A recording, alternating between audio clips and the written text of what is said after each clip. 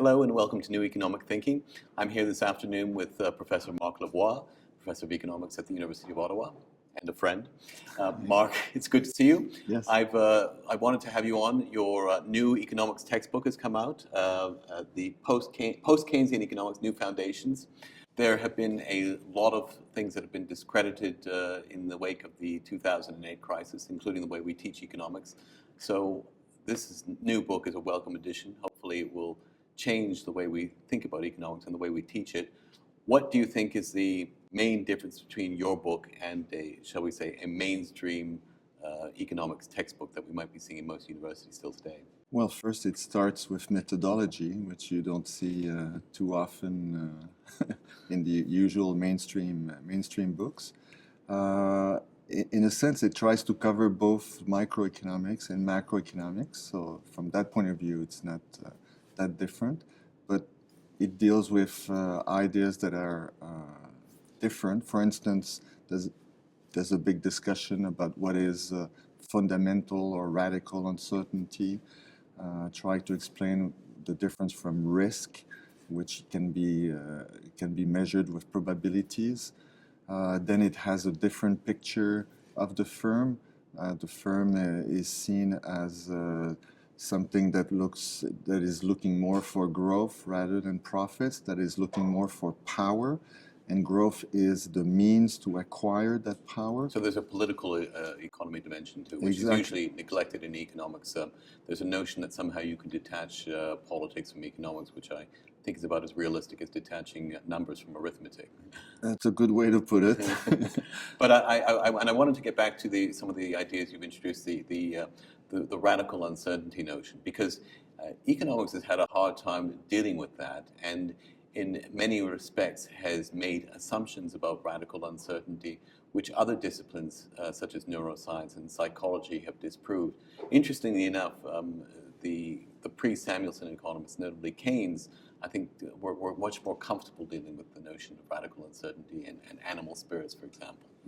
Well, yes, the standard textbook assumes that people have so-called rational expectations. But I would say the worst in those books is that not only do they assume that, but they assume that everybody knows exactly how the economy functions, and they assume that everybody has the same assumptions about how the economy functions. Whereas in reality, that's not how people don't know exactly how the economy functions. You just look at what happens to your neighbor, or you look at what happens to your sales. And adaptive expectations come into play, which was, of course, a key insight of Minsky, amongst others. Exactly, and then you try to refer to your inventories. So you look at your own situation. You don't assume that you know exactly what's going on in the future. And what does that mean in terms of how you teach economics? I mean, given the realities of radical uncertainty, I mean, you obviously discuss it in the book. So how do you discuss it? I would say that most people, the way I teach economics, I'm not that quite sure. I teach economics, I think, in the same way as others. I'm using models. I'm using some equations. It's just that the assumptions will be different. I dare say that I hope that what I teach is more realistic than what many of my neoclassical colleagues would teach. One of the things I've noticed, and I've read a number of your papers and learned a lot from them, particularly I found in your discussions of money and banking, you take a strongly institutionalist approach. And by that I mean, I think you look at reality, you look at the way things are grounded, and you construct models on the basis of that. When I was doing macroeconomics 101, for example, we had the idealized model of the fractional reserve system, and loans were flowed out of that system. And then you had this little thing called finance, which was like a footnote. Well, nowadays, of course, about 75% of all credit intermediation is done through financial as opposed to traditional banking channels. And I think the bank model that is described in the economics textbook is inaccurate. You described a model which I think is much more accurate, the so-called overdraft economy, as opposed to the fractional reserve model economy. So do you want to elaborate on that a little bit? Well, I think that perhaps the part of the book which has the most institutional content is the part that describes how the central banks relate with the governments and how the central banks relate with the banking system. I wouldn't dare to say that I managed to explain the so-called shadow banking system as well as someone like Perry Merling, for instance. But you do talk about, for example, the concept of horizontal and vertical money, which I think is an important insight. Well, that's exactly. There's a fair discussion, I think, of the links between the payment system, the clearing and settlement system, its links with the central bank, and its links with the government. And I think this is essential in understanding how the central bank manages to set rates of interest, and also, on the other hand, how banks or the financial system at large is relatively independent from the central bank in deciding on the amount of credits and money deposits that it will create in the economy. Whereas the standard story is that the central bank somehow sets the level of reserves and that this determines the amount of monetary aggregates in the economy. And I remember you doing a presentation in Toronto a few years ago, and you used the example of the great financial crisis of 2008 to precisely show that the traditional models were incorrect because, of course, the banks weren't, the central banks weren't really setting a reserve rate in the way that the textbooks describe. Well, yes, the crisis gave rise to a lot of changes in the standard thinking about how monetary policy is being implemented and how this deposit credit reserve nexus works out. But even us, from the post-Keynesian point of view, we had to slightly modify our views. For instance, we used to say that it's the amount of credits that generates the exact amount of reserves in the system. So the causality was going straightforwardly from credits to deposits to central bank reserves.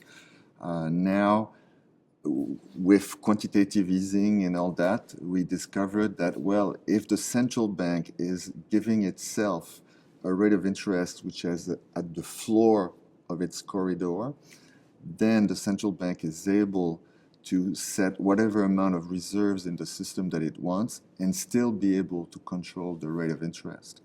Right now, maybe it's not so obvious because, as you know, the federal funds rate or the overnight rate in many countries is next to zero. But I'm sure, maybe in a couple of years or in a few months, the Fed or whatever other central bank will start raising the target rate of interest. And I believe, and others in central banks believe, that they will be able to do so despite keeping their very large balance sheet.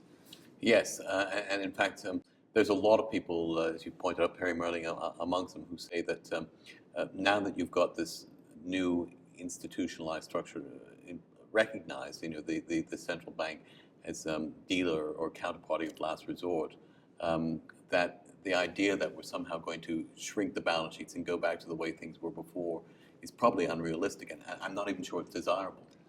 Well, I don't even think that they need to do it. No need to shrink the balance sheets. I don't think so. They don't need, and on the other hand, it will also be helpful for the government because all these bonds, government bonds or government securities that the central bank is holding, well, this means that it's a smaller amount of interest payments that the government has to make to rentiers. So this is helping the government to have a smaller deficit. So the euthanasia of the rentier might still be upon us in Keynes' prediction. Yeah. I want to change topics just a little bit. You did some work with the late, great Wynne Godley on sectoral balances. I've often thought that if the Europeans in particular, or the people who have this maniacal focus on fiscal austerity, actually looked at the world through this sectoral balances framework, we might have a more rational policy-making discussion. Why don't you just briefly outline the sectoral balances approach that got there, I think was so crucial in developing. Well, the sectoral balances approach starts from the national identities, and we just rearrange it in a way that, well, for instance, we look at what is the balance of the private sector, what is the financial balance of the government sector, which is then the government surplus or government deficit, and what is the external balance. So that's trade, exports, well, it's equivalent to the current account balance. And we know that the sum of those three things has to be equal to zero. But at any given time, any one of those sectors can run a deficit or a surplus, providing that another sector is prepared to accommodate it. Exactly. So if you make some predictions regarding the financial balance of the private sector, and you already know what's the situation of the likely situation of the external sector, then you have a good idea of what's going to be the deficit or the surplus of the government. And then if your predictions about these various things don't add up, then it means one of your assumptions is wrong. And I think if we had looked at national economies more in that sort of a framework before 2008, we might have been able to get to grips with the problems that we subsequently experienced. For example, countries like Spain and Ireland, for example, had very good. Good is probably the wrong word to use, but their public sector balance were roughly in balance. Was doing well. Yes. Their public levels of debt were small, and so everyone would have thought on the conventional notion that public profligacy is bad, that these are great countries, they're models to be followed, but there was little sensitivity to the huge buildup in private sector debt, which would have been picked up had there been more focus on this sectoral balances approach. Well, yes, I had many discussions about this with Wynne Godley. So he was more optimistic than I was, I must say, on the usefulness of these balances. I mean, it's highly useful, as I said, to identify whether or not you're making a very bad forecast with respect to one of the balances or one of the assumptions about economic growth and so on. His forecasting record was remarkably good compared to most UK economists. Yes, exactly. So maybe that was a cause for his optimism. Yes. If only people use my methodology. Yeah, well, and it has been used by companies like Goldman Sachs, and it is now generalized. I mean, it's not something that Wynne Godley himself invented because it's a national account identity. Sure. But he's certainly the person who emphasized it most and who induced other people to discover it and to use it. And as I said, now in many financial offices, they are using this to better understand what's going on. Let me go back to the textbook and generally the teaching of economics. If there is one or two things that you felt needed to be changed in terms of the way that economics is taught anywhere, what would they be?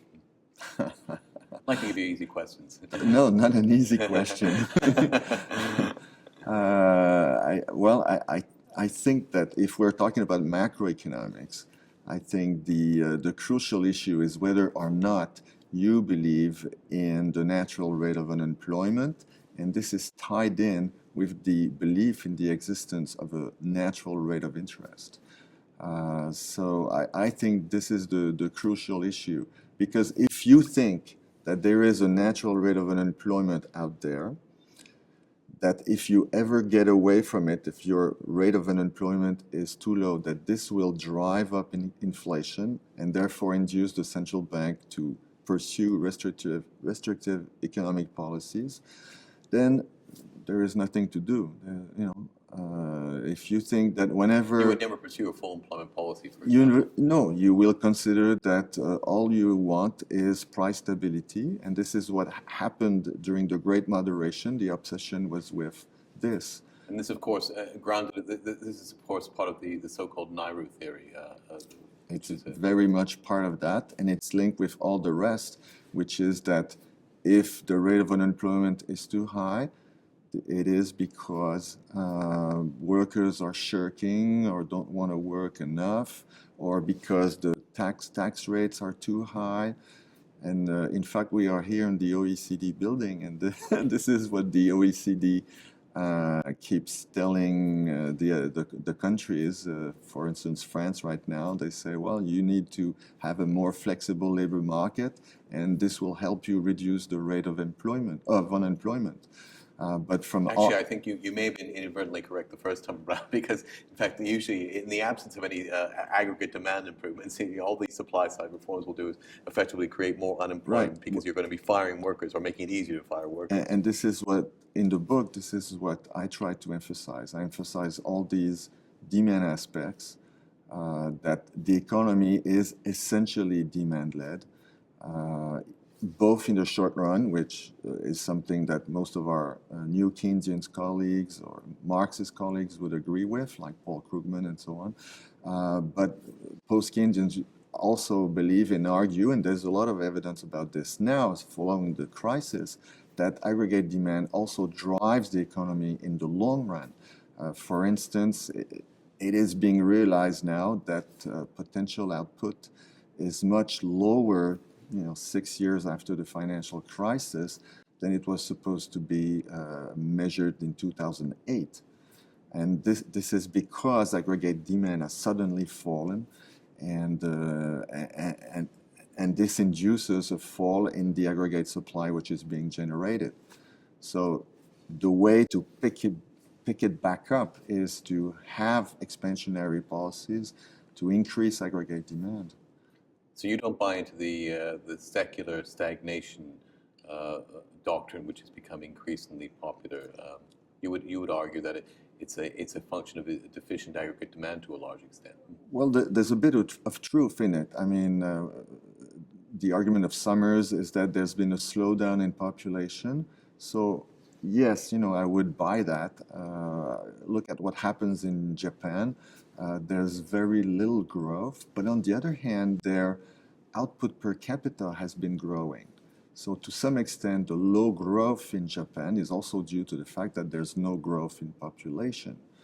So it's just that all I'm saying is that supply side factors do have an impact, like the rate of growth of population, but aggregate demand is a key component of what happens to the economy, and this is true also in the long run.